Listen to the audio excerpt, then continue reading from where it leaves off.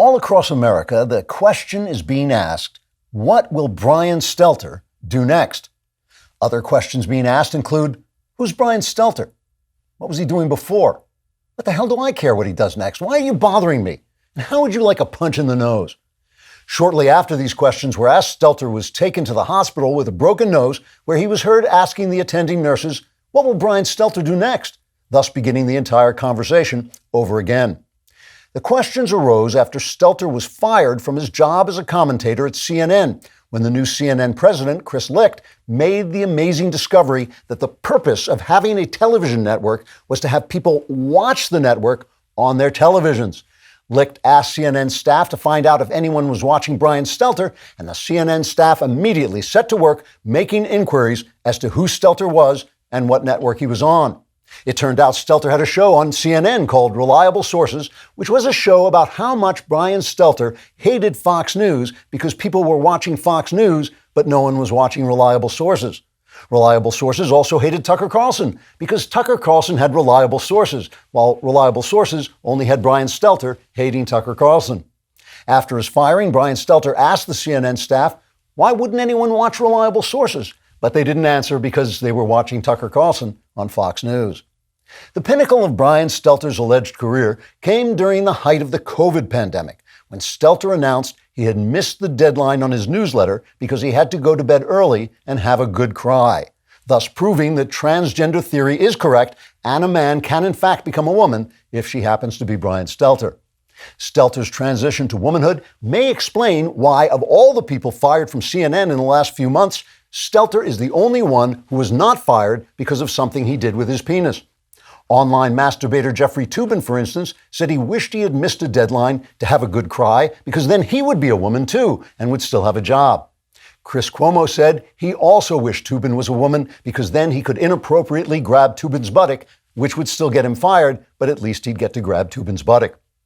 After his firing, Stelter did a final show which garnered his highest audience ever when a delayed flight from Akron to Milwaukee caused bored passengers to gather under an airport television set and ask one another, hey, who's that bald woman on CNN?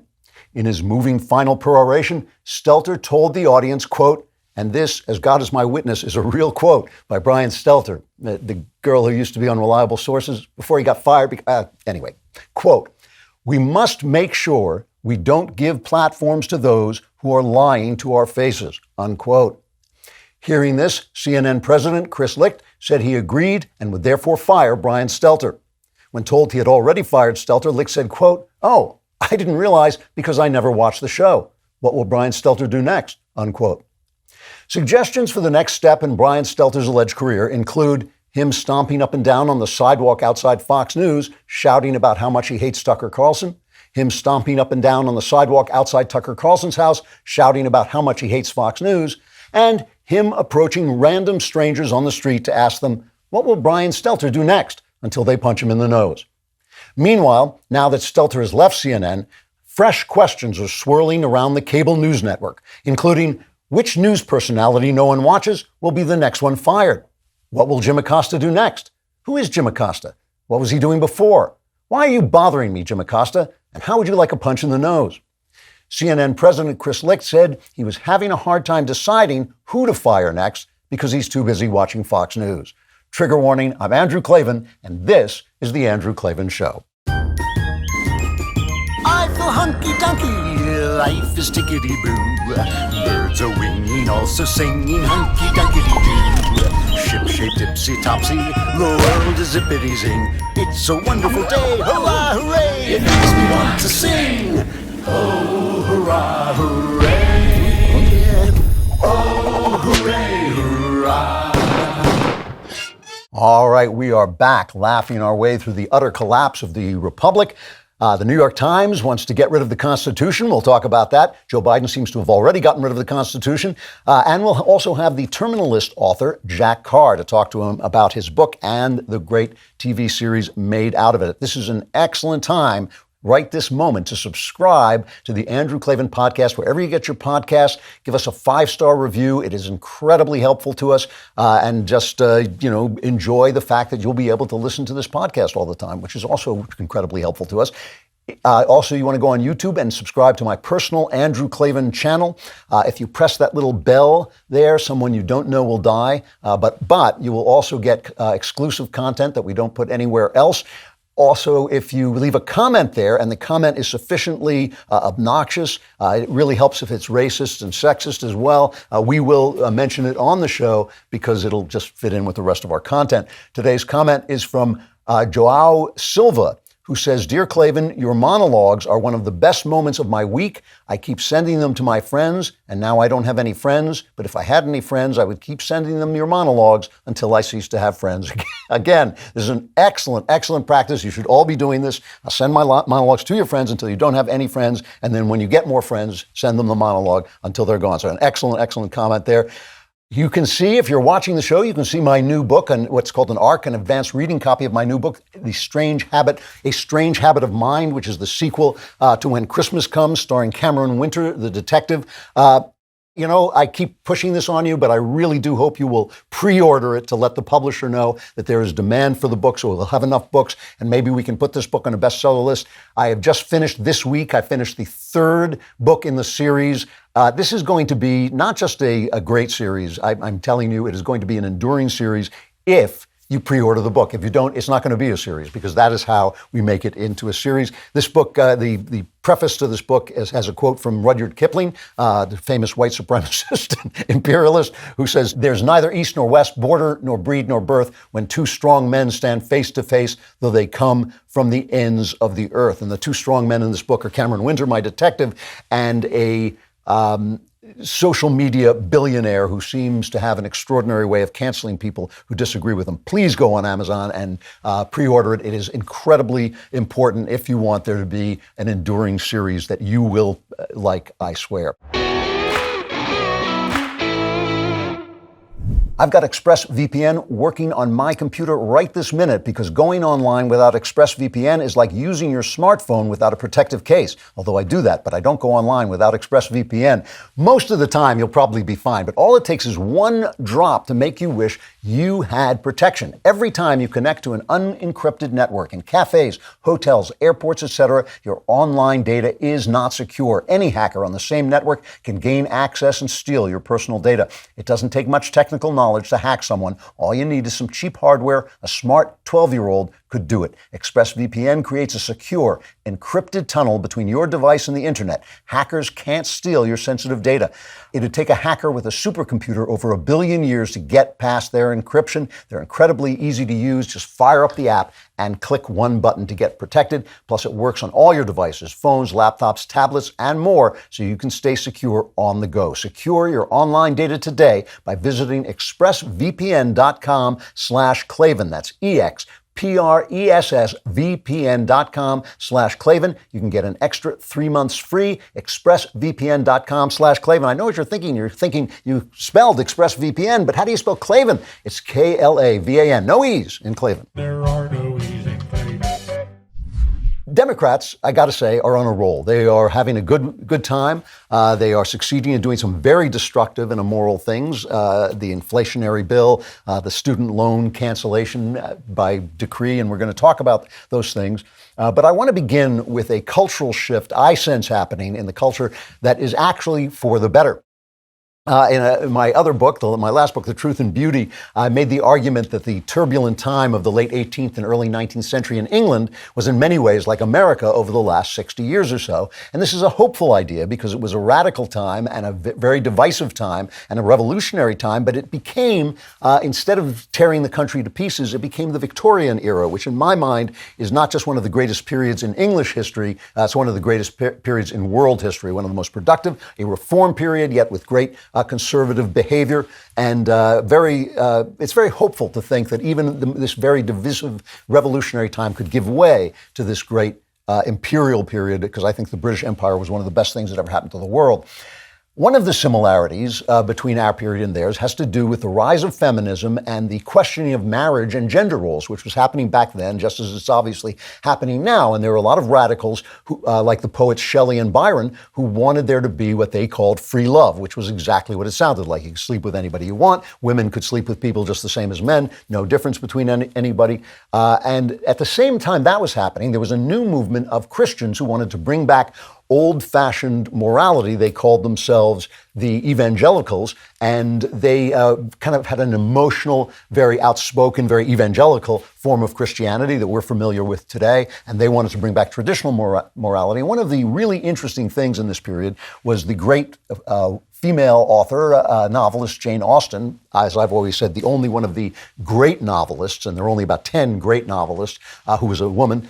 And most of her letters were burned, but in some of her few surviving letters, there are a couple of references to the evangelicals. In an early one, she says, "I do not like the evangelicals," and most people think this is because she was the daughter of a Church of England vicar, and the Church of England was very proper and prim, and it was something you kept privately, and she prayed every day, Jane Austen, but she did it in a private, decorous English way, and these evangelicals were very noisy and emotional and loud and preached their gospels to people, and she didn't like that.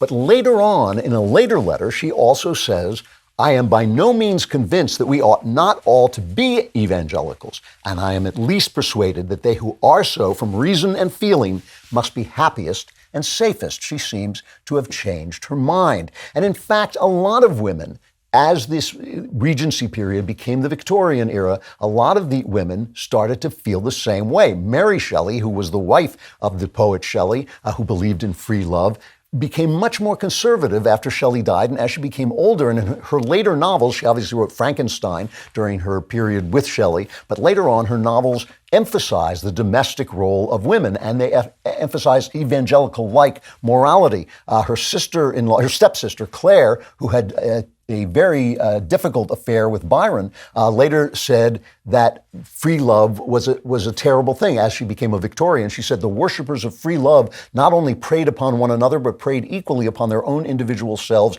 turning their existence into a perfect hell. Under the influence of the doctrine of free love, I saw the first two poets of England, meaning Shelley and Byron, become monsters of lying, meanness, cruelty, and treachery. And these are the kinds of changes in opinion, the shifts in cultural ideas led by women, but also including men, that actually led to the Victorian period, which was a period of sexual propriety, but also of great reforms, extending the vote and also ending slavery, ending the slave trade in England, which was brought about by the evangelicals, like Wilberforce. It was the evangelicals, just like here, the abolitionists were all devout Christians. That is where the force for ending slavery came from. It came through Christianity. Well, I can't help but notice that there are certain strains of this change in sexual attitudes beginning to be expressed by women in America today. According to surveys, unhappiness has been on the rise since the sexual revolution began. We don't know that's the cause, but I think feminism and the sexual revolution are one of the reasons people are becoming, or two of the reasons people have been becoming more and more unhappy. A nonpartisan general social survey recently found that the sharp spike in unhappiness that was caused by the pandemic was far less sharp among married and religious people who tended to recover faster. So people like me who are religious and married are just happier, as you can usually tell by looking at me. And there's a new book now by a woman named Louise Perry. I've asked her to come on the show. I think she will. It's called The Case Against the Sexual Revolution, A New Guide to Sex in the 21st Century, which comes hard on the heels of a similar book by Christine Emba called Rethinking Sex. And Perry points out that in a free love culture, women get abused because women profit from intimacy and are made more depressed and ill by promiscuity than most men are.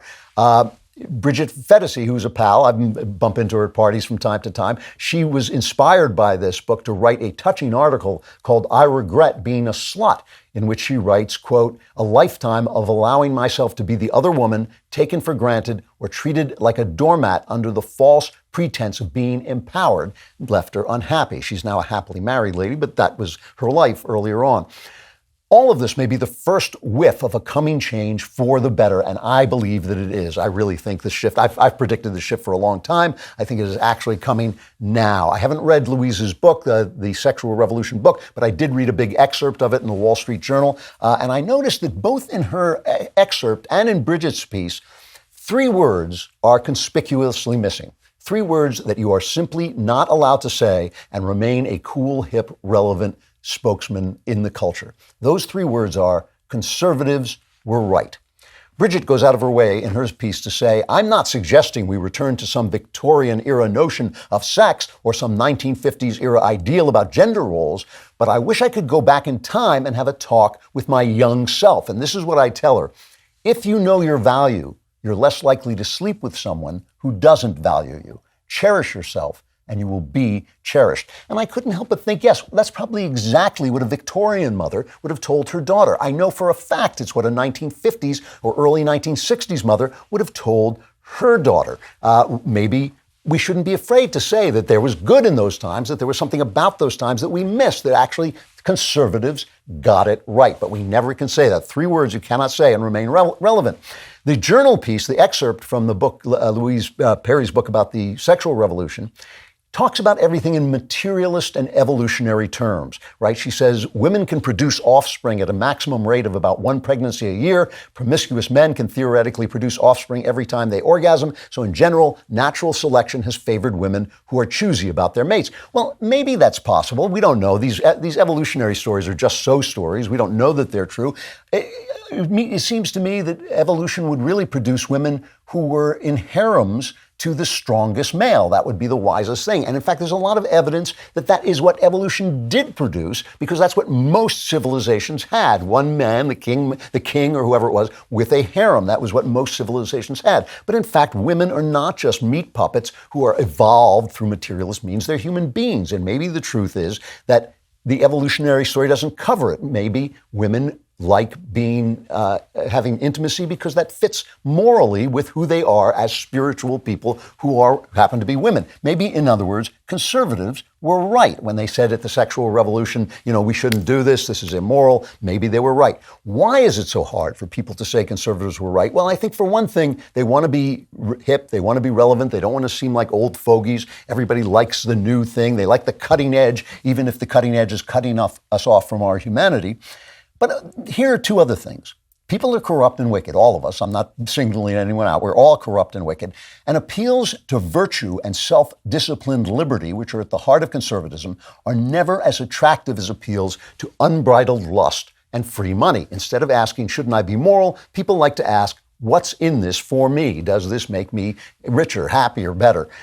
Many conservatives also, that's one reason, many conservatives also are belligerent and insensitive. And I've mentioned this before, and people always write me angry letters when I say it, but it's just true. We believe that if we're right, we get to treat people like garbage, and that is not true. Appeals to virtue and self-disciplined freedom are already unpopular. They're even more unpopular when you make them in a rude, angry, condemnatory tone.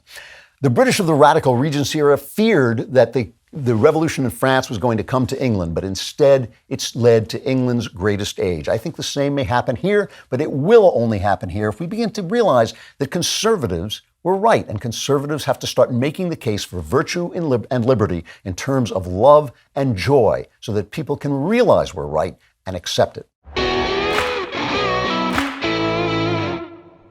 As you know, I lie awake all night. I don't think I've slept 2 hours this week, and that's why I'm so glad I have a Helix mattress. They are so comfortable that when you lie awake, they're great. And if you happen to be one of those people who sleeps, they're even better. Helix has several different mattress models to choose from. Soft, medium, firm mattresses. Mattresses great for cooling you down if you sleep hot. Mattresses great for spinal alignment to prevent morning aches and pains, and even a Helix Plus mattress for plus-size sleepers. They also have a sleep quiz that matches your body type and sleep preferences to the perfect mattress. Because why would you buy a mattress made for someone else? So if you're looking for a mattress, take the quiz, order the mattress that you're matched to, and wait for the delivery. Your mattress will come right to your door for free. You don't ever need to go to a mattress store again. They have a 10-year warranty. You get to try it out for 100 nights, risk-free, and they'll pick it up for you if you don't love it. But you will. For a limited time, Helix is offering up to $350 off all mattress orders and 2 free pillows for our listeners. This is their best offer yet. So hurry over to helixsleep.com/Klavan. But you have to know how to spell Klavan. Do you? Do you? Really? Really? Because it's Klavan. There are no E's in Klavan.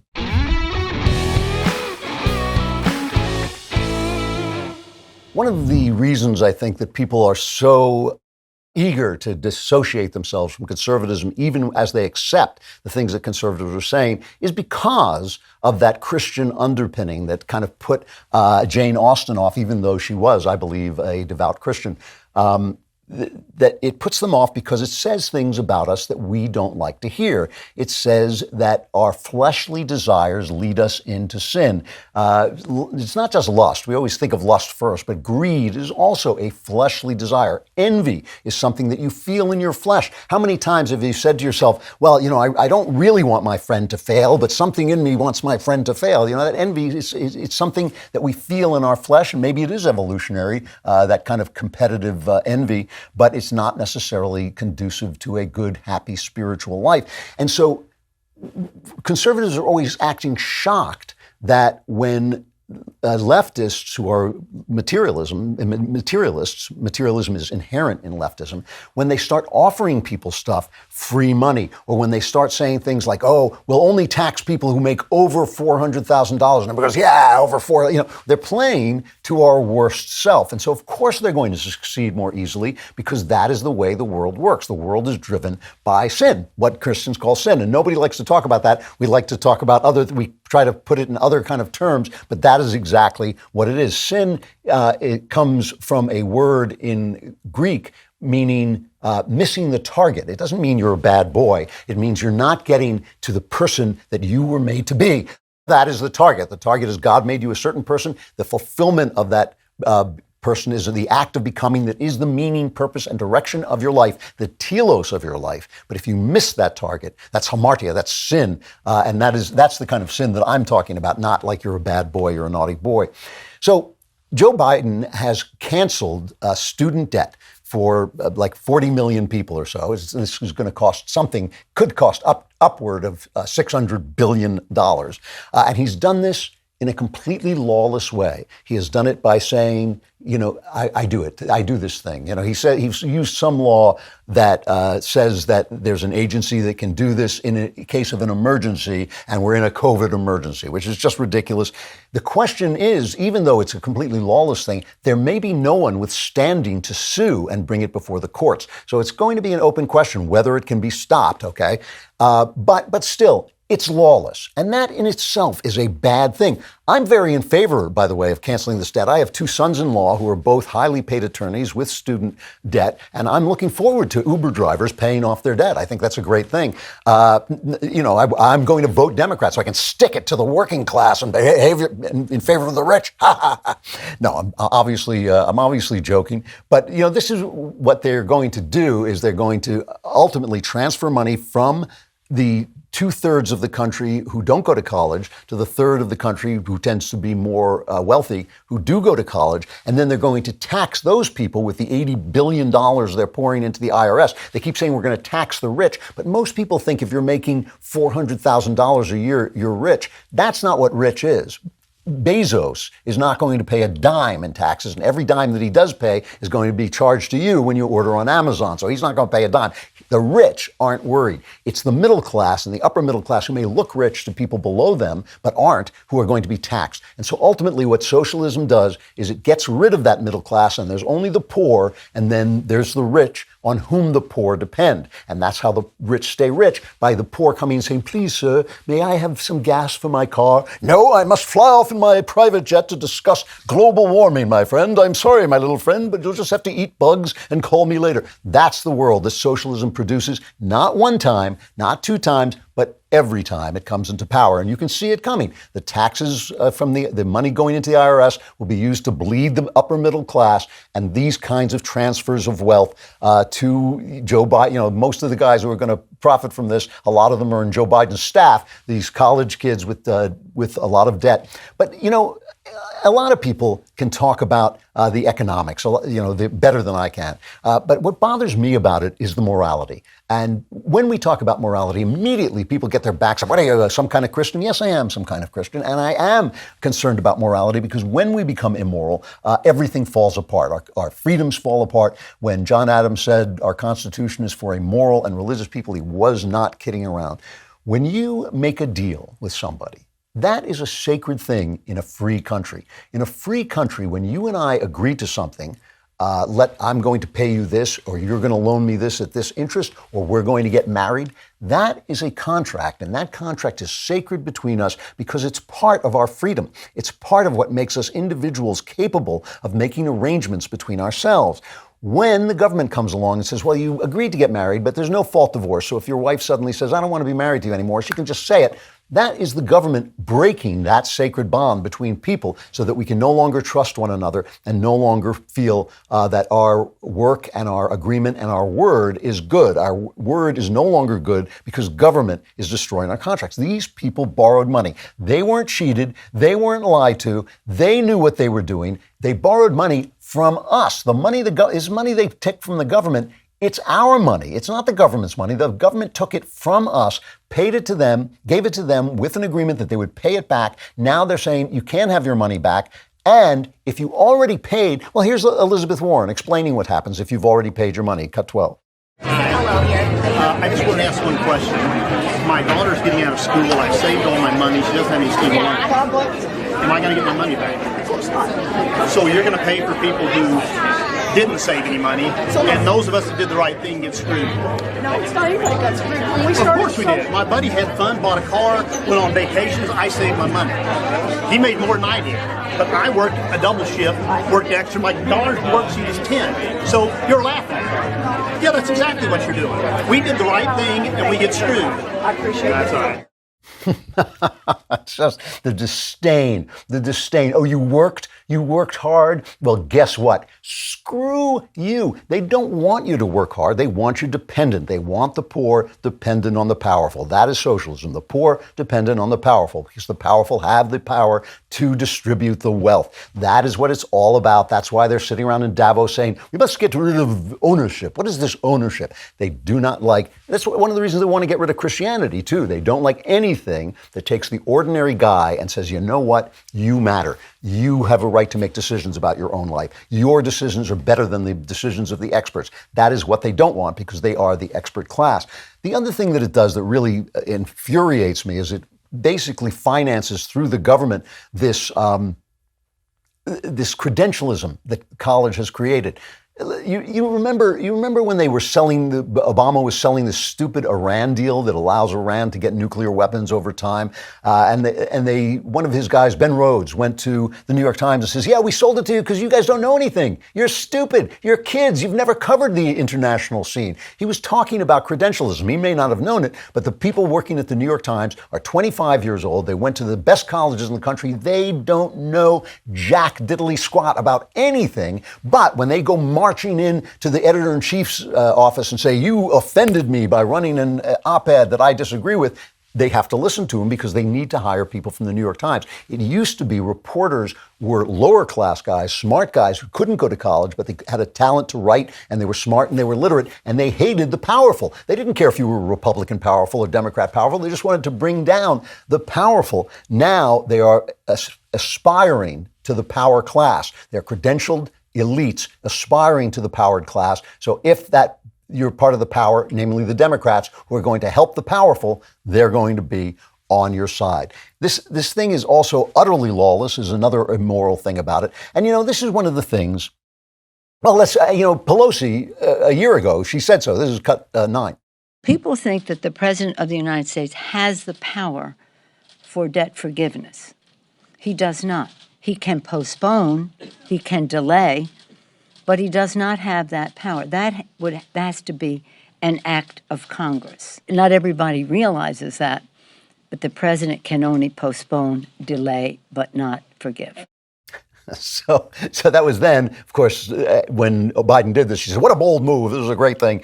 She tweeted that out. Biden himself said it was pretty questionable whether he could do it. Let's put these bad things together. You've got immorality, you've got lawlessness, you've got credentialism, and ultimately you get people who are have the big credentials, but who don't believe in the law and don't believe in morality, which is enough to make you think that conservatives are right and the people at the top do not support our system of government, the very things that made us great. And I know what you're thinking. You're thinking, oh, Klavan, you rapscallion. No one, you think people are trying to destroy the Constitution. Where would you get an idea like that? Well, I got this idea from the New York Times, a former newspaper, on the op-ed page, or as we like to call it, Knucklehead Row.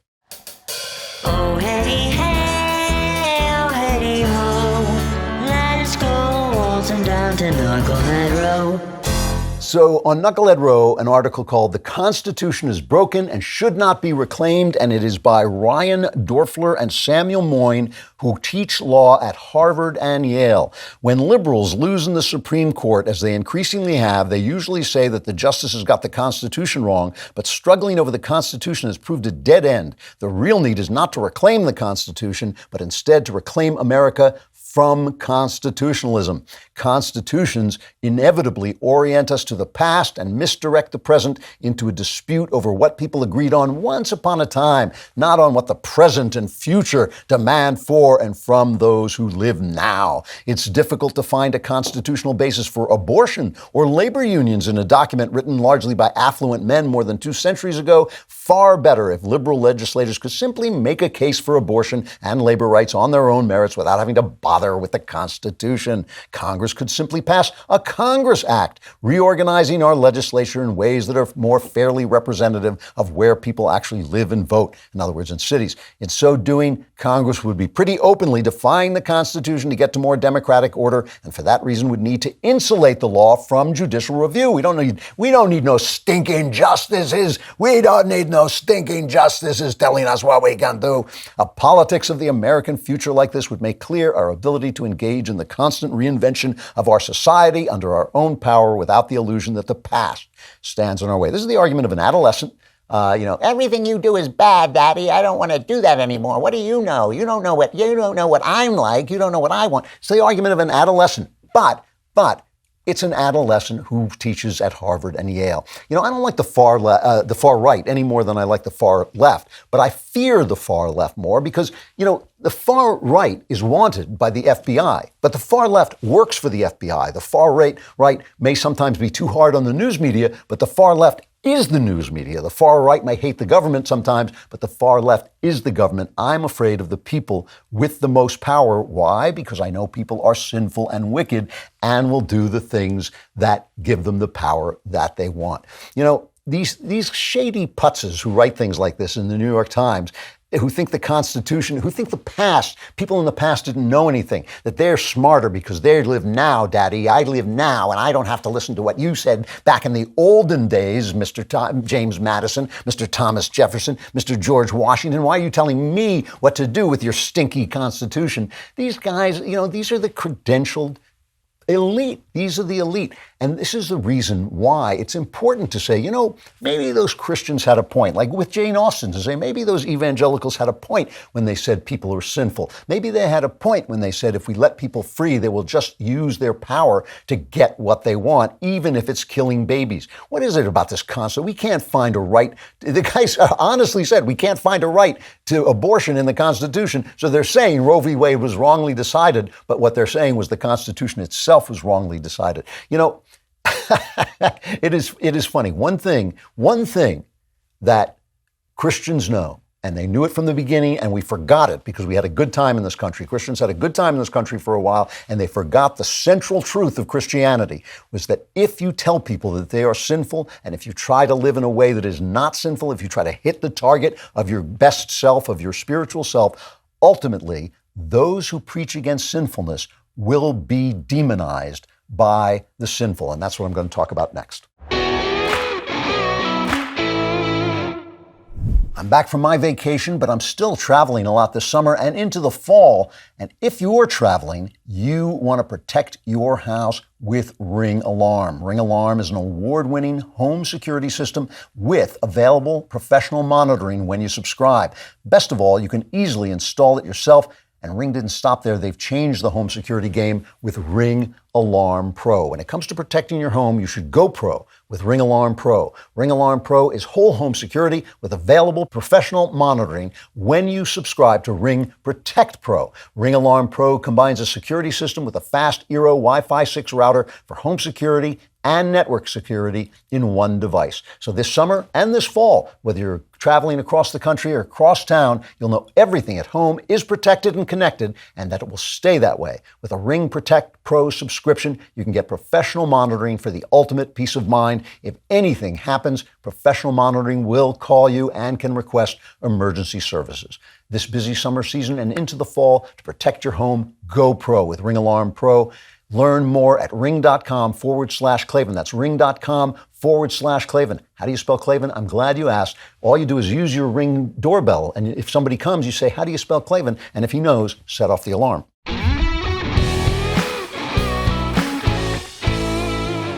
So a judge has said that they have to release the warrant. They can redact it. They have to release the warrant. That's going to come out after the show is over today, after I finish recording the show today. So I won't know exactly what's on it. But we can look forward to Morning Joe coming on and saying, oh, my goodness, he was telling the National Archives that they had to wait a moment. This was, as I've said, it was this raid on Mar-a-Lago for Trump's papers, whether he took them wrongly or not, whether he was wrong or not, was just an incredibly reckless, incredibly dangerous thing to do. And of course, they keep saying, I love hearing the left praise the FBI and say how terrible that people on the right are against the FBI. I mean, this is the FBI that spied on Martin Luther King, that killed the Black Panthers, and they've been screaming about this. This is the FBI where J. Edgar Hoover was supposedly dressing up as a girl, which now is fine. Now they say, wow, that J. Edgar Hoover is a hero. But back in the day, it was the left saying, see, we told you that guy was weird. We told you he was a bad guy because he was dressing up as a woman. That was back when dressing up as a woman was looked on as a little offbeat for a guy to do. But the FBI does not deserve our trust. I mean, obviously there are great agents in the FBI, and for a while there, it was a great law agency. But we're talking about the people at the top, and they've clearly become corrupted. We know this because of the Russian collusion hoax. We know it because they lied on the FISA warrant to get a warrant to tap the phones of American citizens. We know it because they agreed instantaneously to investigate parents who were concerned about their children, because during the pandemic they saw their children being basically groomed for disordered sex by their weird teachers, and suddenly they're going to be investigated. Senator Ron Johnson, who actually is from Wisconsin. Last time I said that Cheney was from Wisconsin, meaning Wyoming. All you guys out in those flyover states with W's in them.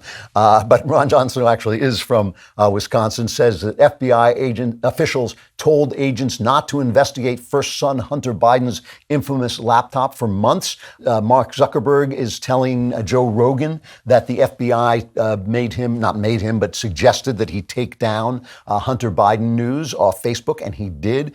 So we know all this stuff is bad news. These guys, the people on the left, know that they are appealing to our worst selves. When they say they're going to tax people only if they make over $400, they know they're appealing to envy. They know they're doing that. When they say, oh, I'm just going to forgive the debt, they know they're acting lawlessly. We heard Nancy Pelosi say so. We've heard Joe Biden say so. They know they're doing the wrong thing. When they come in and butcher children and cut the breasts off healthy young girls, and now we've had people who say they're going to perform hysterectomies on healthy young girls. I mean, they know they're doing wrong. But you have to understand that this is who people are. And I mean you and me, I mean everybody. It's simply whether they decide not to follow those earthly desires, those fleshly desires, and follow the spirit of the person they were born to be. We all know who that person is. We all know we've fallen short of that person. Every single one of us, every man jack of us knows we're supposed to be better than we are, and we've fallen short. And some of us accept that, ask God for forgiveness and move forward, and some of us don't. Some of us say we're going to continue to be that person because I can't stand the shame. And those people have to demonize the people who make them feel bad about themselves. There is a hilarious story, Podcast Movement, which is a podcast trade organization. They had an expo, I think it was in Dallas, and Daily Wire was there. They invited us to be there. And Ben dropped in. Ben dropped in, and we will show pictures of him greeting people, and people are thanking him, and he's doing what Ben does very well, which is greet his loving fans and welcome them and thank them for their support and all this stuff. And some of the snowflakes in the complained to Podcast Movement, and Podcast Movement puts out an apology. Now, this is very funny, and I was laughing about it on Twitter. It actually did crack me up. But it's also not so funny. Here's the apology. Hi, folks. We owe you an apology before sessions kick off for the day. Yesterday afternoon, Ben Shapiro briefly visited the PM22 Expo area near the Daily Wire booth.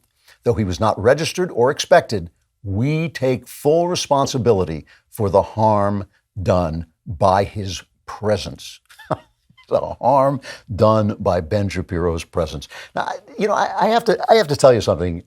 I love to make fun of the other hosts on the Daily Wire because we do it to each other behind the scenes. Why shouldn't I do it on the air? But Ben is actually, I've seen a lot of people become famous and wealthy, and have been, in fact, famous and wealthy. Ben is one of the very few people I've ever seen become famous and wealthy without becoming a jackass, without becoming a jerk. He's still kind to the people who work for him. He's still kind to everybody around. He is a genuinely decent fellow, and sometimes he and I disagree. We've had massive arguments that have lasted for hours, and obviously the people at this expo, some of them disagreed. What children they are.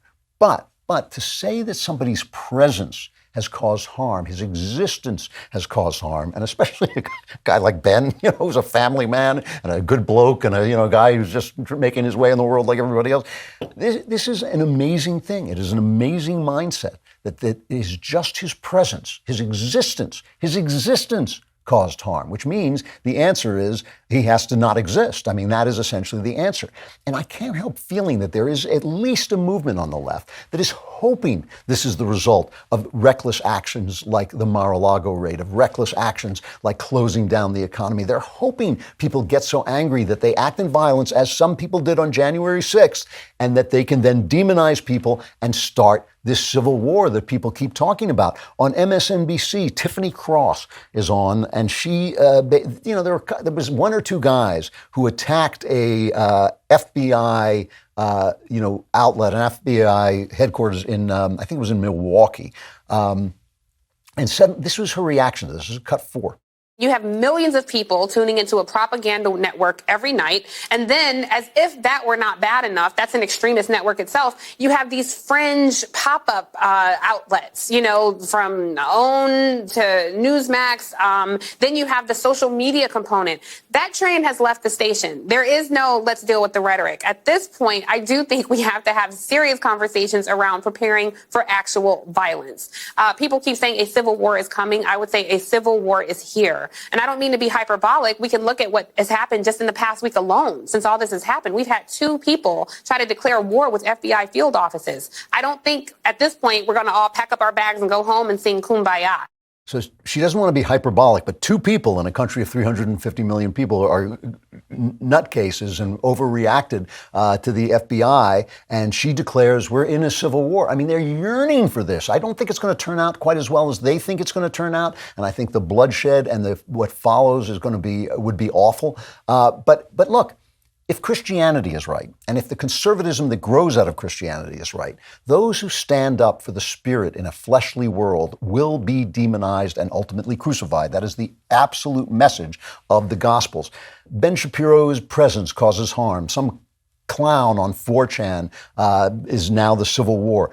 There's nothing we can do about this. We can't stop women like that from talking. We can't stop people from demonizing us and all this stuff. But I think that we can speak the truth of conservatism and the truth of Christianity with respect to our fellow people. You know, when you start to say that we have to become the left in order to beat the left, when you start to say that we should be rude because these people are rude or these people are angry, then we simply become them. I know it's frustrating. It's hard to be the good guy. It is hard to be the good guys. You can't shoot people in the back. You can't violate your principles. You have to act in a certain way. It doesn't mean we can't fight hard, but that fighting hard depends on courage. It depends on the courage to speak the truths, to speak the truth about the nature of humanity, to speak the truth about the reasons for the Constitution, to know the history and the reasons behind the Constitution. So when adolescents at the New York Times who know nothing but have the big credentials tell us we should get rid of the Constitution, we can explain to people why that isn't so. You know, this is what Christians have been telling us for 2,000 years. It's what conservatives have been telling us from 1776. Power must be controlled because people are sinful, and we need to convince those who will be convinced that those conservatives were right. Now, we in right-wing media love to terrify you about coming catastrophes and tell you should stock up on food and guns and have a shelter in your home. And obviously, that could never happen. I mean, for instance, Business Insider magazine just recently wrote, "We're in a global food crisis that will wreak havoc on local economies and trigger civil unrest." What? Civil unrest?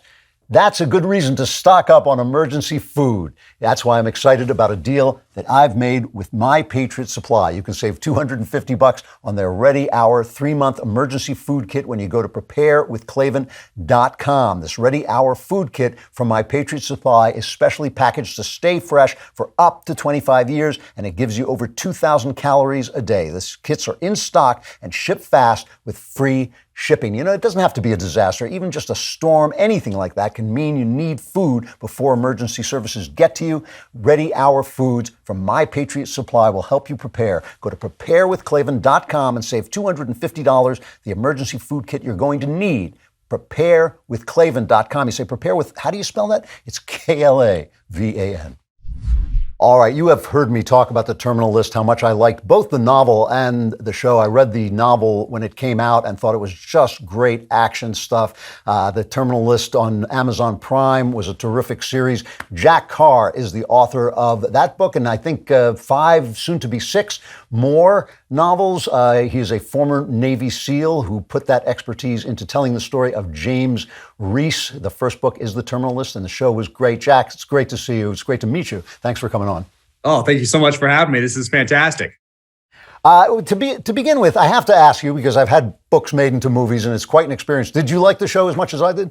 I did. I was fortunate enough to be involved with the process, and most of the time they like to get rid of the author right away in Hollywood. Yep. They give you a little bit of something just to make you semi-happy, and off you go. Just so you're not on set saying, "You ruined my vision, you've ruined my book." But I was very fortunate that both Antoine Fuqua and Chris Pratt and the showrunner David DiGilio, they all wanted me involved from the very beginning. So for me, it was an education. And I got to see this thing, work on the pilot with the showrunner, see him and Chris Pratt and Antoine take it around to Netflix and Amazon and Hulu and all these different places, see the Amazon deal come to fruition, and then see the writer's room come together. And that was interesting because now you have, I think it was 12 people that came together that read the book and then put their kind of spin on each of their episodes. And then they go on to other projects. And then that reverts to me and Chris and Antoine and the showrunner. And then we get to get back in there and fiddle. And then you start casting. And then you start production and go all the way through that. And of course, all these scripts that were written in nice air-conditioned offices, kind of like a plan in the military, when you're just doing it, you think you're just brilliant, looking at it on a sand table in a nice air-conditioned space. And then you get out there and realize the enemy has a vote. Same thing with scripts. You get out there and you look around and say, oh, this does not work anymore based on location and terrain, or what some of these actors have brought to the role in episodes 1, 2, and 3 really changes what happens in 4, 5, 6, 7, and 8. So I got to see all of that, be involved in all those changes, and then go through post-production and right into seeing it hit screens. So I was very fortunate, and I knew there was going to be changes. That's just how it goes. I knew that you're telling a story visually now, but to have each of those changes kind of rooted in the realities of modern combat and in the foundation of the novel, hey, you can't get much more than that once you turn something over to a group in Hollywood. That's a pretty good deal. Did they let you, I mean, since you are a Navy SEAL, we're a Navy SEAL, did they let you, teach the actors how to behave and how to move? Did you feel it was kind of accurate? Well, if I lived in Los Angeles, I would have been on set every day. But because we're out here in Park City, Utah, and I had another book to write, I would go back and forth. But I was so fortunate that I had 3 guys on the set every single day that had served. And it's Max Adams, who's a former Army Ranger, who was one of the writers, Jared Shaw, who was a SEAL with me and gave the book to Chris Pratt and is the reason the whole thing came to be in the first place, and Ray Mendoza, another SEAL buddy of mine from War Office Productions, who's a technical advisor. Those 3 guys were on there every day. And because of our friendship, they really wanted this thing to be authentic. They were invested in it much more so than just professionally. They were personally invested in this thing. So I think without those 3 guys on set every day, it would have been a much different series. You know, I liked the book so much that I was drawn to the series, but before I watched it, looked at the reviews on Rotten Tomatoes, and then was convinced because the critics were much less enthusiastic than the people, which I always know means it's a good show. What do you think, what were the critics complaining about?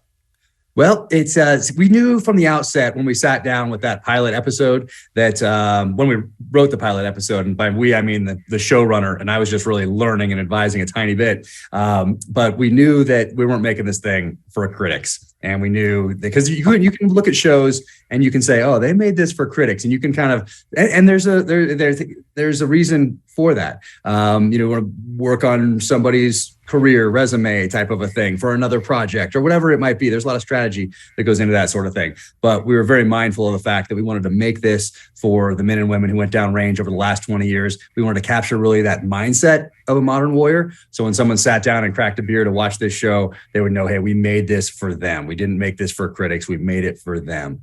And we made something special. So that was the guiding principle this whole time. It wasn't like, oh, we should probably do this for critics or we should probably do this for so-and-so. No, it was always for that person that's going to sit down on the couch, crack that beer, watch it, and say, oh, these guys made something. They put in the effort at least. And of course, there's a couple Hollywood things here and there. It's Hollywood. But we really put in the effort to get it right, capturing that mindset of a modern warrior. Is there something particular that you see in Hollywood movies about war or about the military that drives you insane, that makes you think, like, the minute you see it, you think, oh, they didn't know what they were talking about? Yeah, I try not to watch it with that eye because that's just a miserable way to go through life if you're always looking for the negative. So you can choose. You can look for the good in things, or you can just wait and look for the bad and then have it drive you nuts and then tell everybody about it for your 2 Twitter followers or whatever it might be. But that's a really rough way to go through life, I think. Sometimes it's unavoidable and you see it and you see something and you see people talking and use language that you wouldn't use in the military, or you call something by a name that you wouldn't because there's an acronym or that. And it's tough. So I try to be as forgiving as possible. But now, after going through this process, I'm even more forgiving because I realize how many opportunities there are for things to completely go off the rails. There's so many people working on these things, 350 people on set every day, multiple executive producers, multiple directors, multiple executives in the Amazon chain of command in this particular case. And so there are so many opportunities for people to come in and mess things up. So now when I sit down and watch something, I am just so appreciative of all the effort that went in, because no matter how horrible it is, a lot of effort went into that. And a lot of people devoted 1 year, 2 years of their lives, 3 years in some cases, getting things out there. And I'm just, I just appreciate how much work went into it. But yeah, there are a few things here and there, just weapons handling for the most part, tactics, gear. If you see something that someone would never use that had the background of that character, or they're handling weapons in a way that that character with their background would never handle, like those sort of things stand out. But I try to enjoy the story, appreciate it for what it is, and not just zero in on the negative. Fair enough. I did something absolutely horrifying yesterday. I put gas in my car. It is so expensive. And it is really, everything is getting expensive, whether it's your restaurants, just about everything. Inflation is hitting us all where it hurts, and it really does hurt. That's why you should start using Upside. Upside is an incredible app for anyone who buys gas, grocery, or dines out. With every purchase, you earn cash back thanks to Upside. It's incredibly easy to use. You get cash back every time you fill up on gas, and even at certain fast food restaurants and coffee shops. It's not too good to be true. It really works. To get started, download the free Upside app, use my promo code Klavan, and get $5 or more cash back on your first purchase of $10 or more. Next, Claim an offer for whatever you're buying on Upside. Check in at the business, pay as usual with a credit or debit card, and get paid. In comparison to credit card rewards or loyalty programs, you can earn 3 times more cash back with Upside. Upside users are earning more than $1 million every week. That's probably why they have a 4.8 star rating on the App Store. Download the free Upside app and use promo code Klavan to get $5 or more cash back on your first purchase of $10 or more. That's $5 or more cash back on your first purchase of $10 or more using promo code Klavan. Don't panic, because I know you're panicking. You're thinking, I don't even know how to spell Klavan. It's Klavan. There are no living Freddy. One of the things I noticed, I mean, you were a Navy SEAL, so obviously you believe in being the tip of the spear of this country. But all the villains that James Reese is facing are not, in fact, except in the beginning, he's not, in fact, facing the foreign enemies of America. He's facing the enemies within. And some of those people are business people who have put profit above lives and political people who've put power above lives. Why? That's an interesting choice to have made. Why did you make James Reese's enemies Americans, basically? I think it was very natural and very therapeutic. And I started writing in December of 2014. So I had about a year left in the military. My job became to get out of this gigantic bureaucracy that is the military at that point, going to medical and dental and going to get read out of secret programs, turn in gear. But before you do any of that, because it's the military, you have to stand in line to make your appointment to then get back in line to come back and do it again. So point being, you have a lot of time on your hands. So I started writing and really got into the meat of it in 2015. But that's almost 15 years at war. And I was in the military for all of that time. So you got to see decisions made at the strategic level that really impacted people at the tactical level who stood up to serve their country. And now they're out there and they're put in, and we saw it, obviously, we're recording this on the 26th when Abbey Gate happened during the withdrawal from Afghanistan. And so you see those strategic level decisions by people in Washington in nice air-conditioned offices affect that E1, E2, E3, E4, soldier, sailor, airman, and Marine at that tactical level.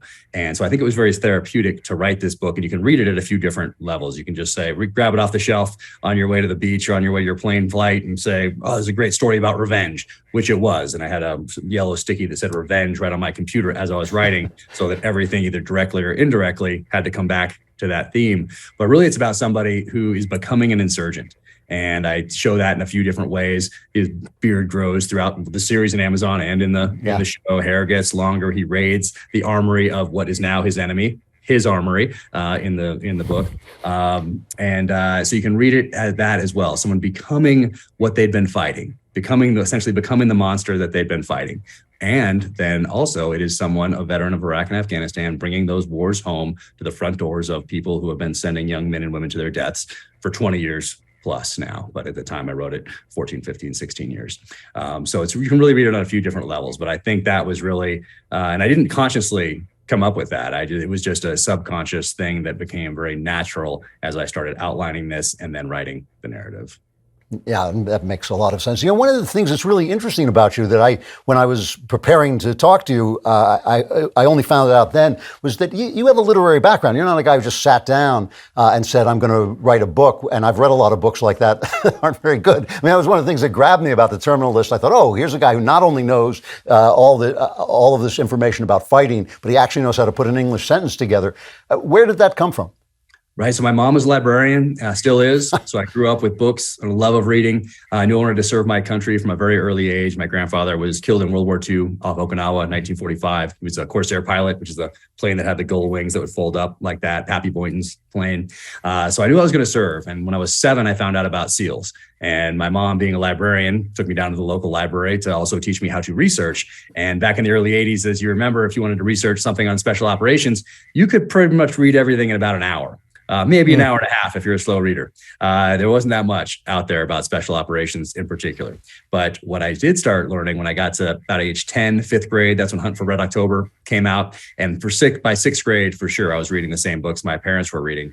But back in those days and all the way through the 90s, a lot of the protagonists in those stories had backgrounds I wanted in real life. one day. So they had backgrounds as Navy SEALs, as Army Special Forces, as Marine snipers, as CIA paramilitary officers in Vietnam. That was kind of the background of the 80s and 90s action hero protagonist in these novels by Tom Clancy and Nelson DeMille and A.J. Quinnell and J.C. Pollock and Mark Olden and David Morrell and all these guys that I read growing up, Stephen Hunter.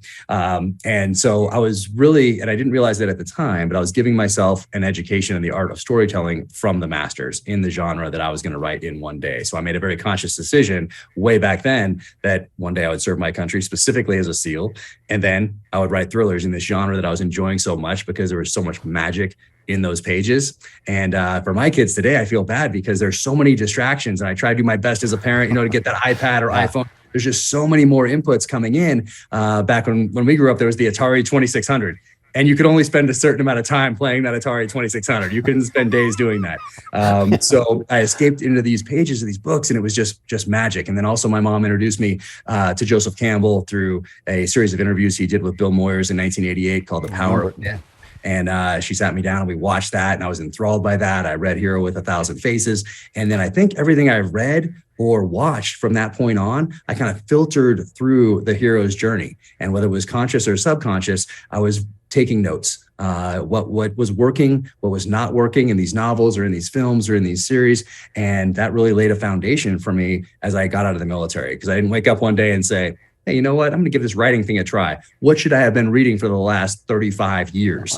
I'd done that reading already. I had that foundation, so I didn't have to start from scratch. And then I started writing, got it to Simon & Schuster. And I think that's really what stood out to them as well, is that I had this foundation. And also I brought in these feelings and emotions from my time downrange. So I didn't have to interview a sniper from Ramadi in 2006 and then ask him questions and have his answers filter through other interviews that I had done, books that I read, movies that I've seen, preconceived notions I may have, and then put it into a fictional narrative. No, it all comes from my heart and soul directly onto the page. So I think that stood out to Simon & Schuster and has stood out to readers as well. That's really interesting. I loved Campbell. I read everything Campbell wrote, and it's a very good thing to have in your head when you're telling stories. What happens now? What's the latest book called? Well, it hasn't been released yet, the name. Okay. But the latest one that just came out is In the Blood, came out in May, hit all the #1 New York Times things, which is amazing. And I really thank everybody who took a risk on me as a new author and told a friend, because that's how this happened. But the one I'm writing right now, I'm in book 6. So as soon as we're done here, I go right back to writing book 6. And I think we announce the title in the next few weeks for that one. But I'm in the middle of that. Should come out in the spring, and I just want every single book to be better than the last one. And that's something I take very seriously, because people are trusting me with their time. They're never getting that time back. And they don't know if they have 5 minutes left on this planet, 5 years, 10 years, 20 years. We don't know. But they're not getting any of the time back they spend in these pages. And that's something I take very seriously. They're trusting me with that time. So all my energy and effort goes into making the best product possible. Will there be another series? I haven't heard about it being picked up for a second. We shall see. I hope so. But you never know. But right now, I hope so. But if there's not, I'm just thrilled we got one season out of it, and I could not be more thankful for the friendships that I made there. That's what stands out more than anything else. And then what I learned as well about storytelling, about visual storytelling, about production. It was really an education over these last few years, and everything that I learned really does end up in future projects.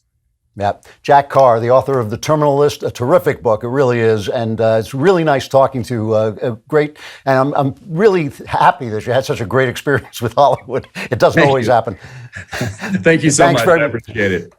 Thanks very much for coming on. I appreciate it. Take care. You don't want to spend money on your car. You think it should run forever. You think everything should go easy. What do you know? You don't know anything. Cars break down. You got to maintain them, and you want to maintain them cheap, and you want women to love you. I can solve those problems for you. All you have to do is say rockauto.com. When you say rockauto.com, women swarm around you. Just the sound of your voice, but also because they know you know where to get great parts for your car at reasonable prices online. You don't have to get in your car, which isn't running because it's broken, and pretend you're driving down to you look like an idiot. Come on. You want to say rockauto.com. You know, when you even if you do go to these stores, a lot of these chain stores have different price tiers for professional mechanics and do-it-yourselfers. Not rockauto.com. They have the same fair prices for everybody. They're reliably low. Their catalog is really easy to use. They've been doing this for 20 years. They're family owned, and their goal is to make auto parts available and affordable to you so you don't have to worry about them and can worry about all the women who are flocking around you because you said rockauto.com. Go to rockauto.com and get brakes, shocks, carpet, wipers, headlights, mirrors, mufflers, lug nuts, or any other part you need. rockauto.com. And be sure to write Klavan in their How Did You Hear About Us box so they know I sent you and they know you know how to spell Klavan by saying the same voice, Klavan. Is it ironic to make an ad for an ad-free viewing experience? Who cares? We love irony. And that's exactly the type of experience you'll get when you subscribe to Daily Wire Plus. This is our growing hub for all things Daily Wire, where you'll find shows and podcasts like this one, movies, bonus content, and coming soon, kids content. Daily Wire Plus is everything you love about Daily Wire Plus, so much more, and minus the ads. Go to dailywireplus.com to become a member today and get 35% off your new membership. That's dailywireplus.com. So every month we like to talk to Megan Basham, who is just a terrific cultural reporter. She does a great job. If you're not reading her, you are really missing out on some of the best reporting in the business. Megan, it's always great to see you. How you doing? I'm good. How are you, Drew? It's great to be here. I always enjoy talking to you. You actually bring news and information into the entertainment world, which is a pretty rare commodity. I started out the show joking about Brian Stelter, the sad firing of Brian Stelter, and I know all of us are so moved. And he's the only guy who's been fired from CNN. Who wasn't chasing women around the room. I mean, he was actually fired for the fact that nobody was watching his show. And there's a lot of talk going on. Is this guy, Chris Lick, coming in to make CNN less of an opinion network, more of a news network? Are you hearing anything about this? Yeah, so there is a lot of chatter about that. And, you have to say there's a lot of hand-wringing about that. I've probably read maybe 3 or 4 long think pieces on what the fate of Brian Stelter means to the news media. A lot of weeping, gnashing of teeth going on out there. And a part of it is, look, the reality is the guy the billionaire who took over at Warner Brothers Discovery, he's sort of a less known Rupert Murdoch figure. He is a libertarian, a man named John Malone. And he certainly is far more conservative than the other media owners. And he is someone who is known to give money to the Trump campaign. He is definitely just more on the conservative side of things. And so I think in one sense, he made it clear that he had a problem with how CNN was approaching news. He made some very pointed comments about how he would like to see real journalism at CNN, but he's also a businessman. And I think that, look, their ratings have been in the toilet. They haven't done well. They've often lost even against MSNBC. So they've been the bottom of the barrel. So you look at a businessman like this and you go, there are just straight up business concerns here. There are economics at play. And, Brian Stelter's show wasn't the worst rated, but he was fairly highly paid. And it wasn't the best rated for, the salary that he was earning. So I think that's part of what people were looking at. But then there's also some personal, possibly animus at play here. Everyone else, certainly Don Lemon is very liberal. Jim Acosta is very liberal, openly so. They're both still there. But Brian Stelter was a little bit defiant when the takeover happened. He directly called out John Malone by name. And he sent out this, media newsletter where he said, John Malone thinks that, and I'm paraphrasing, if he thinks there's not real news and journalism happening at CNN, then he must not be watching CNN. Well, look, you've got some big egos at play here, and maybe that wasn't the best thing to directly call him out by name. So it's not really that surprising that Brian Stelter is the first head on the chopping block, but we do expect there to be more. So that's what I was wondering about, because I've always had a pretty good sense of where the culture was going, and I just smell a shift in the air. Maybe part of it is just money, but also part of it is this kind of. It's been like an orgy of bashing right wingers, of bashing conservatives, but also just bashing ordinary Americans who love the country and don't think it's the most racist place on earth, and think it's actually a good thing that there's an America. Are you hearing anything about guys like Acosta and Don Lemon? Because I hear people on the left saying this was just personal between Malone and Stelter and is not political, or is not at least programming oriented. Yeah, no, so I agree with you on that. Here's the other reality is that the extremely woke, the people who want to see things like diversity requirements, who cheer things like what we're seeing in the Minneapolis school district, where they're, of course, I'm sure your audience has heard, where they are firing based on skin color rather than seniority, which is sort of mind-blowing. I mean, that's the kind of thing that boomers don't really cotton on to. It's not the sort of thing that Gen X is behind. There's a very specific age group that is that extreme. And that age group does not watch cable news. They're not getting their news from cable. They're not getting their news from television at all. So they're really targeting, they have been in these past few years, an extremely woke, small slice of the television watching demographic who are drifting away from television anyway. So I think that there is a sense that, and I've sort of described it to people this way, that they have their foot caught in a trap and they're now trying to gnaw it off and figure out, how do we get out of this? So I think you have a lot of bosses who were terrified of their own young staffers. They were terrified of, hashtag activism in their newsrooms. And I think they're learning that you cannot be beholden to this and be successful. So yes, I feel what you're feeling, Drew. And I think that there are a lot of cooler heads starting to prevail who are saying, if you don't like it here at CNN, we're seeing this with John Malone and, the person he hired to run CNN now, a guy named Chris Licht, not known as a conservative figure, but I do think they're starting to go, we cannot let the inmates run the asylum here. I think this happened at Netflix. We've talked about this a little. I mean, I was watching Netflix for a while, and I was complaining that Netflix was turning me into a bigot, because I like stories about anybody, and I especially like American stories, and we're all different colors here and different religions and different things. And whatever it is, I think there's an American experience that comes across in these stories. But there started to be this thing called the Black Lives Matter collection, and I consider Black Lives Matter to be a Maoist, anti-American, anti-family organization, and I'm not going to watch a Black Lives Matter collection. And one day I just glanced down and I thought, there's a Denzel Washington movie. Denzel Washington is one of my favorite actors, but I'm not watching this because it's in this Black Lives Matter collection. One of the things I have noticed is that a lot of the pictures that I was being told were the top pictures on Netflix, and I knew they weren't, were out of that collection. And now those pictures have disappeared. That has actually changed. But the other thing is, a lot of people got fired. And according to what I read in the papers, anyway, that some of them were the exact people who were complaining about Dave Chappelle.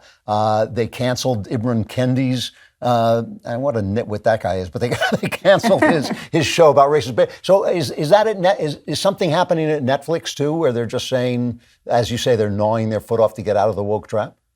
Yeah, and I think that's a really good connection to draw, because yes, I think that's exactly what's happening, and you are seeing it also now at Netflix.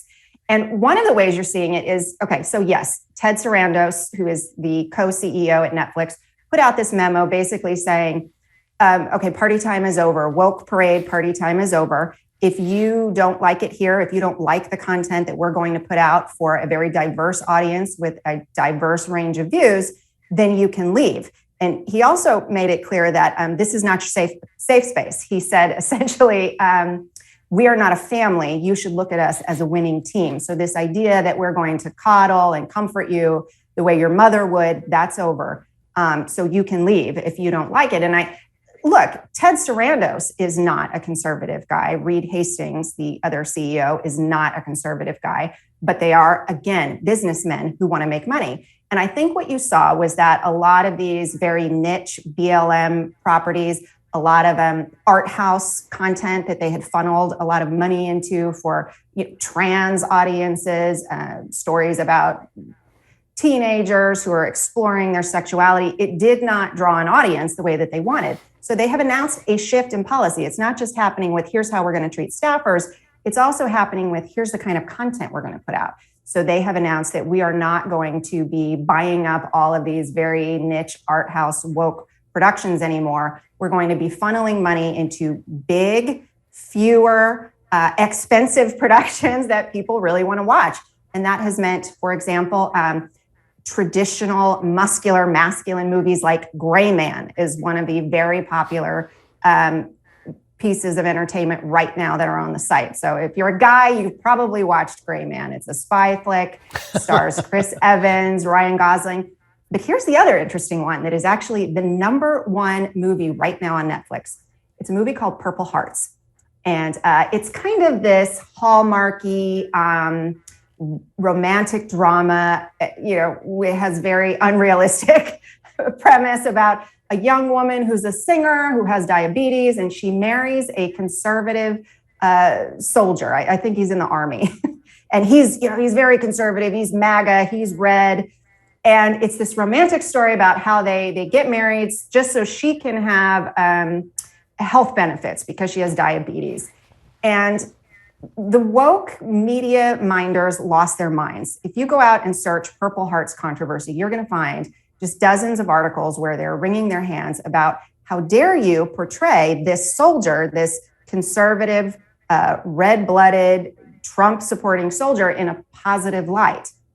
But here's the reality. Nobody cares. This movie is the #1 most popular movie on Netflix right now. If you're Ted Sarandos and Reed Hastings, at this point, you have to be realizing, okay, so all the people who are these low-level staffers who think they get to storm the boardroom and tell us what we're putting out, these are the people who are making a lot of noise about movies like this. And in the meantime, normal viewers are tuning in droves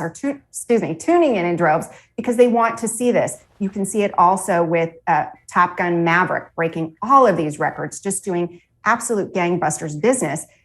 The reality is this, the free market does work and people are seeing a hole even in streaming, and they're going, we want to be in the business of actually getting people to watch our movies and not just receiving awards for our movies. So it's been really interesting to watch the evolution at Netflix where they're going, it turns out our stock's in the toilet. We've got a lot of subscribers, but there's also a lot of churn. And if we want to keep those subscribers, we actually have to give them content they want to watch. It's funny I had not heard about this show when almost immediately after Trump was elected, I called my agent and said, why don't we do a love story between a MAGA guy and a blue girl? And he called me back and said, I nosed around about that. He said, nobody will do a sympathetic description of a MAGA character. He said, it's not a thing. It's not going to happen. So that is a big change. That is a big change. It is a huge change. For me, I didn't think it was that great of a movie. I would prefer to see what you would have done with that story. But, it would have been much, much better, of course. But that tells you something. Even sort of mediocre productions in this space, people are starving for it. So they're dying to see it and driving it to the very top of the Netflix charts. Because it's happening in their family. It's happening, it's a thing that actually they know about and they see it. I noticed that the story, one of your stories you were reporting is that California wants to add a diversity requirement to its $330 million tax incentive for film and TV production. That's an interesting story because first of all, nobody does any TV production in LA anymore because it's too expensive. They all go to Arkansas and do it there or to Hungary or something like that. But also, just in the rule of biblical exegesis, they always say if there's a law against something, it's because people were doing it. So when it says thou shalt not do something, it's because people were doing it. So this seems to me to mean that the industry is not really that interested in the diversity requirement, that maybe they want to shove this down the industry's throat. Is that a fair interpretation, you think? Well, look, I think the industry is interested in putting out press releases about their diversity and then figuring out ways to say that, oh, look, we did it. It's sort of like tax cheating, right? They're finding these creative ways to say that we did it. But in the meantime, yes, you're absolutely right. They're moving their productions to Canada. They're moving their productions to Georgia, to Tennessee. And I'm glad that you brought that up because it also points out that in the past, and this is just another example of how they're trying to get out of this woke spiral, every time a red state where they were filming productions would say, okay, we're going to pass a voter integrity law, immediately the next thing was all of these studios would put out their statement saying, we're not going to do business there anymore.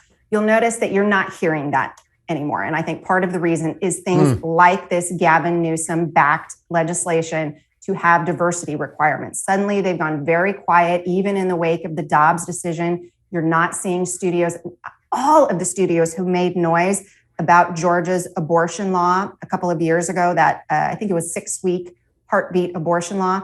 In the wake of Dobbs, they are all silent. They're saying nothing because they're realizing they are driving themselves out of business and they're costing themselves millions and millions of dollars.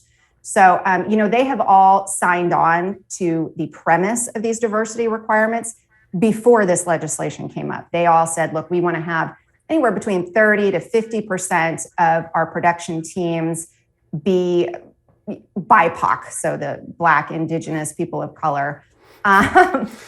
And what's interesting is if Gavin Newsom's backed legislation goes through, which a lot of people think that it will, though it's obviously going to face some legal challenges because it is not constitutional and it violates civil rights law.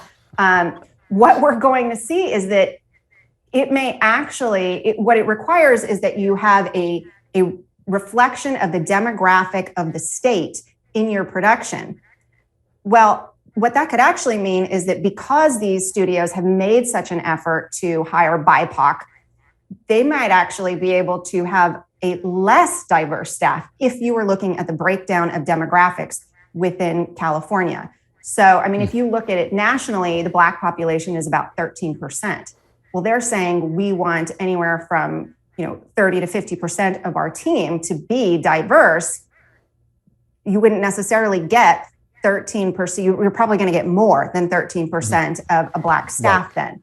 So in a way, Gavin Newsom's campaigning on this, but it would actually give the studios a little bit of an out.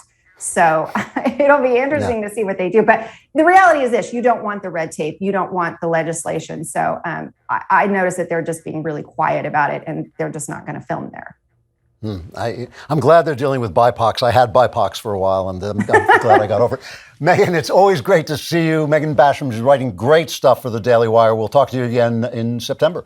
Yeah, absolutely. Thanks, Drew. Thank you. All right, that thunder you hear is the Klavan-less week approaching. But before you go into that present darkness, you want to solve all your problems, and that's why we have the mailbag. Someone needs to grab that little elf and chuck him across the Potomac. Ron DeSantis on Fauci. From Aaron, I love watching your show. Appreciate you taking the time to read my question. I'm a mom of 3 kids, all of whom my husband and I have adopted. I'm staunchly pro-life. I've lost several friends over the last few years due to it. You said once you changed your mind after a long argument with a friend. So my question is this: what changed your mind, Hart? What can I do or say around my friends if it gets brought up to change their minds and not lose my friends? Usually they just shut down and get angry with me and won't even listen when I say we shouldn't murder children. Anywho, thanks for all you do. Aaron, here's the thing, Aaron. I got in a long argument with a friend of mine whom I love dearly. We both like arguing. We both openly discuss things. We discuss religion. We discuss politics. It was a long time ago, and we're still good friends. That's a very specific situation. That's a situation of trust. It's a situation where we knew we were in an argument. What changed my mind was he won the argument. I went to bed that night at like 2 o'clock in the morning, and I thought, no, he made really good points. It took me years, decades, to accept the fact that he had won the argument. It was basically an argument based on time, basically saying that you don't kill someone just because he can't function at a certain human level in that moment if he's going to be able to. We all live in time. But that's not the point. The point is it was a situation of deep trust, a situation by 2 men who enjoyed arguing, who were willing to change their minds, willing to listen to what the other person was saying. just because somebody is your friend doesn't mean that that's the role you have in their lives. So when you say to somebody, we shouldn't murder children, you might not know that they had an abortion or somebody they love had an abortion or something. And that's a very harsh thing to say. What I tend to do is either avoid arguments that I don't think are going to change anybody's heart, because why have them? Just to make me feel that I've said something, that I've put forward an idea. That doesn't make any sense to me. I either avoid the argument, or I'll simply say, well, I'm on the other side of this, and if we can't talk about it, let's talk about something else. That way, if they draw you out into an argument, you can say what you have to say, invited by them. But basically, if you are in that situation with someone you deeply trust, who's not going to get angry with you, who's not going to end their friendship over it, then you don't talk about murdering children. You talk about, for me, the entire question hinges on whether this is a human life, and I feel that there's no question that it is a human life, and I don't feel we should take human life to solve our problems. I understand the terrible situations people can get in, and I understand how you can be convinced to do that, but I don't think we should. And I just think, to be very aggressive about something that somebody might have done without your knowing it is sure to turn people off and not going to get the result that you want to get. And a lot of this is about results. From Nate, I think your listeners need to understand what civil war is when they see it. What are some precedents and forms for civil war that are analogous to our times? What might be the actual front lines in our country? What could be happening right before our eyes, and yet we don't understand it as war? In our post-Christian society, I'm not sure we still have the intellectual tools, clear vision, and honesty to understand real oppression as it occurs, nor the integrity and imagination to formulate the grounds for just war in response to it. Thanks, Andrew. Love your stuff. Well, thanks very much for that. But I disagree with you on this, Nate. The people at Gettysburg weren't confused about what a civil war looks like, and we won't be confused about it either. It looks bad. It is not this. This is not a civil war. This is an argument. This is a very divided country. It's an argument that can still be settled at the ballot box if we're lucky, and we should not let our metaphors become reality. If we want to say this is like unto an intellectual civil war, that's one thing. But no, this is not a civil war, and we should not try and pretend that it is to just make things, to express how dramatically we feel we're divided. From Ethan, hey Andrew, my name's Ethan, big fan, but I'll get right to the point. My family needs help, part of Republicans, some are Democrats. We've struggled with that before, but I recently had a political argument with a close relative of mine I truly love and admire, which quickly transformed into how could you ever support a man who type scenario about Trump. It doesn't matter what we believe. What matters is that this relative stated that if Trump wins in 2024, then this family is done. We'll split in two. That's how much trouble my family is in. We have a faction that's on the brink of disowning us due to our political convictions. What can we do? What side should give in? Should we just split? Any advice on how this family could move forward would be greatly appreciated. I hope to share your answer with my family, so I guess you're addressing us all. I wouldn't do that necessarily. They may be put off by me. What I would do in your situation, if I saw it coming, and I do have this situation in parts of my family where people won't talk to me anymore. But what I would do if you see this coming if you have social media that all your family is on, I might put forward a modest, humble, and polite manifesto that says simply this. I know we're divided about politics in this family, and I know that elections can bring those divisions to the surface. I want you to know that I love you all, and I'm not going to abandon anybody over politics. So if you feel you have to abandon me, it'll break my heart. But anytime you want to come back, please come back, because I love you. And politics is, people disagree about politics. Good people have very different opinions about politics. And I'm not going to be part of a family feud over that. And I hope you guys won't either. And just leave it at that and say what you have to say and hope that it doesn't come to a break, because it is wrong. It's just ridiculous that people break over stuff like this. From Morgan, I was listening to your last episode and you were talking about the death penalty. I can't seem to get my head around why Christians endorse the death penalty, because I can't see Jesus being in favor of it, especially because of the way he interrupted the woman about to be put to death by stoning, saying who is without sin, throw the first stone. I don't see why we have the right to take a defenseless person's life. I hear Knowles and Walsh talking about how they think it's a good thing and just figured that's Knowles and Walsh. Of course, they would believe that, but when I heard you talking about it, I figured there must be something I'm missing since I'm young and you are so wise and powerful. Just wondering if you could explain why you think the death penalty is a Christian thing. I don't think it's a Christian thing. I don't really think any particular political system is a Christian thing. I think there may be political systems that are unchristian, like oppressing people and enslaving people, I think is unchristian. But I don't think, one political system that allows people freedom and dignity is any more Christian than another one. And I don't necessarily think that Democrats are more or less Christian than Republicans. Those arguments are really not what Christianity is about, I'm afraid. Obviously, there's some things like abortion where I think the Christian point is very clear, what a Christian standpoint is very clear. Here, what I said is that I think that there is a way to do capital punishment that would be moral, not Christian, moral. And that I think that, I talked about it last week, I won't go into it again. And I think that if that could be shown to reduce murders, to save lives, and maybe bring peace to the people who have suffered so greatly at the hands of murderers, I would be for it. It's not, as I said then, I will repeat now, it's not something that I'm eager about or, yes, we have to, let's bring on old Sparky or anything like that. I simply think what we're doing now is cruel and unusual punishment. And that we really haven't done a fair study to see whether capital punishment saves lives.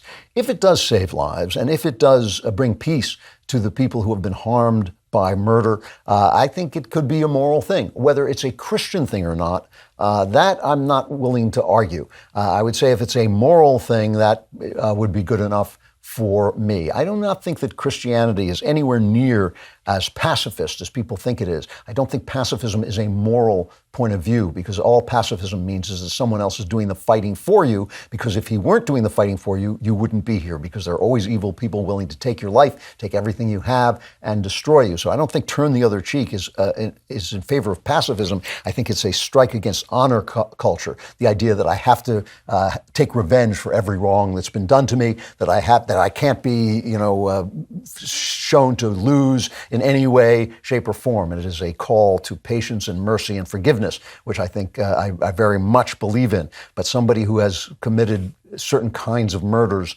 maybe the only way to stop that from happening or lessen it from happening is capital punishment. I'm not sure whether that's true or not, but I can definitely see a kind of capital punishment that would be a moral choice for a government. And again, not Christian. All right, we are going to stop there. For those of you who don't subscribe, the Klavanless week is here. There is darkness, there's wailing, there's gnashing of teeth, fire, broken glass. You're crawling across that broken glass with no hope of really getting to next Friday. If you do get to next Friday, we will still be here. If you're a subscriber, there is still content left to be had on The Andrew Klavan Show. But if not, sorry, so long, and we will see you next week on The Andrew Klavan Show. I'm Andrew Klavan.